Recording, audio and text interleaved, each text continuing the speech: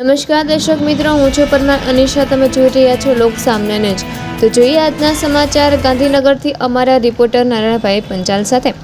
આપણા ગરવા ગિરનારની ગોદમાં આવેલા જૂનાગઢ જિલ્લાના મછેવડી ગામે શ્રી લુહાર સમાજના આરાધ્ય સંત શિરોમણી શ્રી દેવતણખી દાદા અને શ્રી લીરલબાઈ માતાજીના ચેતન સમાધિ સ્થાનક તથા કર્મભૂમિ શ્રી દેવતણખી ધામ ખાતે અષાઢી બીજ મહોત્સવ 2026 અને 115મી ભવ્ય રથયાત્રા નિમિત્તે 2 દિવસીય ધાર્મિક કાર્યક્રમનું ભવ્ય આયોજન કરવામાં આવ્યું હતું.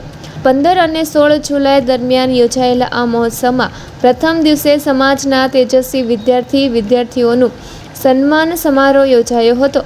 ત્યારબાદ ભક્તિમય વાતાવરણ વચ્ચે રાજસોત્સવ અને સંતવાણી ભજન સંધ્યાનું આયોજન કરવામાં આવ્યું, જેમાં સમાજના મોટી સંખ્યામાં ભાઈઓ બહેનો, વડીલો, સમાજસેવકો અને આગેવાનોએ ઉત્સાહભેર હાજરી આપી હતી.